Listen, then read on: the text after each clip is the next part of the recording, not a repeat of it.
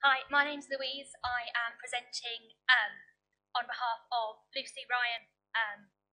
I am a research nurse, so this is about using simulation within study setup. So I work in a department called DREAM in Nottingham. Nottingham University is a teaching hospital. It's also a major trauma centre. So DREAM stands for Department of Research and Education, within emergency medicine, acute medicine, and major trauma. The role of DREAM is to embed education and research within the emergency department and also research within critical care and theatres. So, the purpose of this talk is to outline the need for simulation patients in study setup, to understand how we currently use our simulation patients, and how we see the use of sim patients going forward. So, barriers to recruitment. As a research nurse within the emergency department, there are many barriers that can hinder our ability to recruit efficiently to our studies. As most people are aware, the emergency department can often be a stressful, complex, and time-critical area. The need for good communication is essential. This is especially the case when we are asking patients and relatives to consider taking on additional treatments such as research. So I know from my own experience and from conversations with my colleagues that there is a level of anxiety when trying to recruit within the emergency department. I know it can feel quite scary going up to a patient and asking them to consent to treatment, especially at a time when they are at a very traumatic part of their life. There can also be a fear that patients may become upset with you or even quite confrontational about their participation in research. So I'm now going to give a bit of a case study about a conversation I had with a research patient. So one of our studies we work on is called CRASH3, which is looking at tranexamic acid versus placebo in traumatic brain injuries. It's facilitated by the London School of Health and Tropical Medicine. So this study looks at patients that come in suffering traumatic brain injury. So by very definition, they are critically unwell. Therefore, they are unable to consent for themselves, and also by the time they come in, they haven't got any family with them. So we can't even approach family to ask for their opinion on research. Also, with CRASH3, we have a very small window of time to recruit patients. It's within 3 hours of injury. So by the time they arrive, that 3 hours is already well broken into. So this means that we have got a patient that can't consent for themselves and they've got no family present. However, we still want to be able to recruit them into this study. So what we do is we can enrol them into what we call a waiver of consent. In cases like this, we ask 2 doctors, one who is involved in the study and a doctor who is also independent from the study, to see if there's any reason why they would be unhappy with the patient's involvement. So then we start the trial medication, and also another kind of complicated element with CRASH3 is that we can recruit them into a head injury study without any formal diagnosis of head injury. So we've got these patients that we've put into the study, it's a drug study, they've had the medication, and no formal actual diagnosis of brain injury. So I personally recruited a patient into this study who seemed to meet all the criteria. He'd had a traumatic brain injury, he had a traumatic head injury, and he was behaving in a way that was very suggestive that he had a bleed on the brain. So we asked the doctors, they were happy for his involvement into the study. We started the trial medication, he went for CT, and luckily for him, his brain was beautifully intact. But that does leave us with the issue that we now have a patient who has had a study medication and doesn't quite fit the criteria. So the next couple of days, he is recovering very well in hospital, and it is now time for me to approach him on the ward. So as I make my way up to the ward to talk to him, I can feel the anxiety kicking in. My heart is racing and my palms are getting sweaty. I'm playing all these scenarios in my head. What if he gets angry? What if he doesn't want to consent? Or what happens if he wants to put a complaint in? I want to be able to talk to him about our research study in a very confident manner. But these anxieties are then playing on my mind, and I'm starting to worry about how I'm going to deliver this information to him. Am I going to start to stutter and stammer, and thus appearing less confident?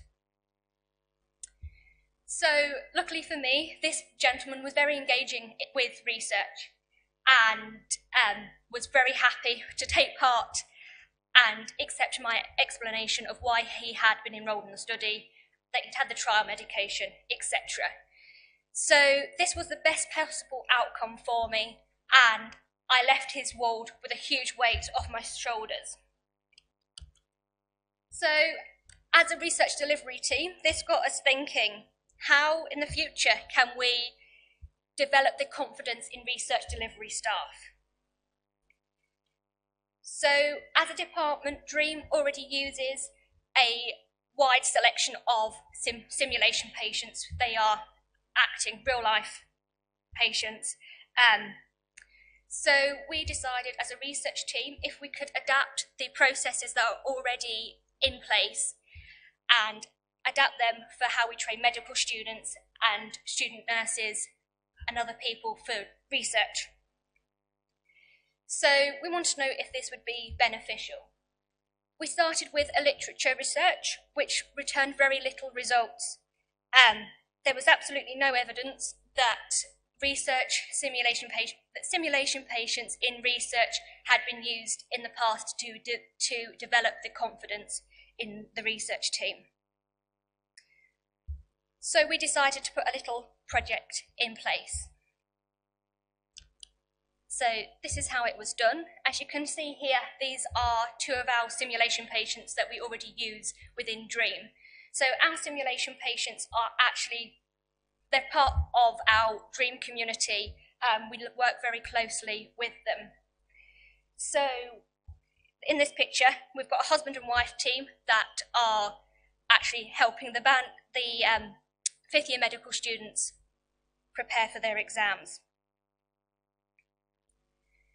So what we wanted to do is we enrolled one of our simulation patients and we told them about the study, and the study we used was CRASH 3 just for ease. We gave him a little bit of information about the study prior to his involvement. He was given guidance of what emotions to show at certain points.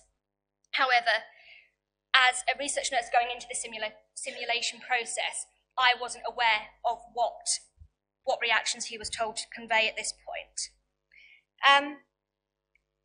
So we took it in turns to each go in and talk to the simulation patient about consent and his involvement in the CRASH 3 study.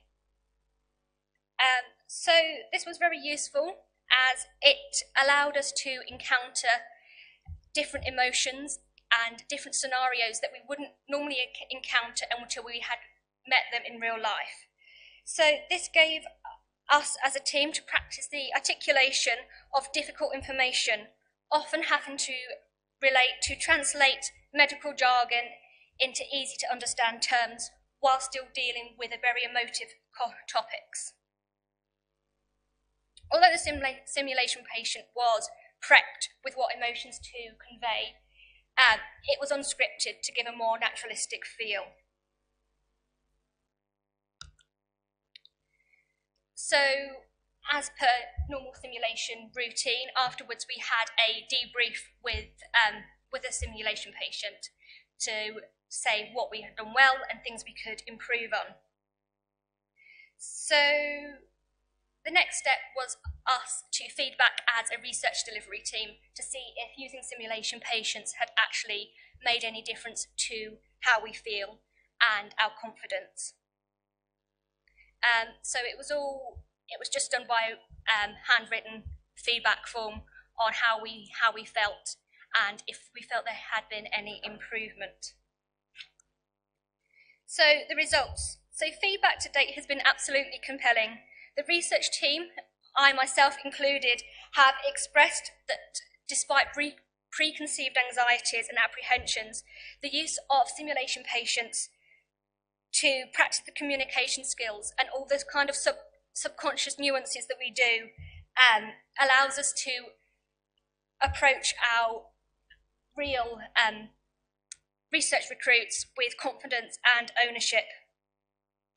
So I personally found this a very useful tool, as instead of rerunning these scenarios in my head, I have a chance to act out the scenarios in a safe environment, and I found it very, very useful in reducing my anxiety.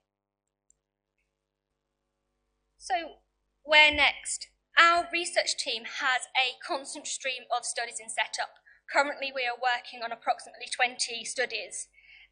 So from our experience of using simulation patients, we have now incorporated sim-based practice into every study that we have in setup.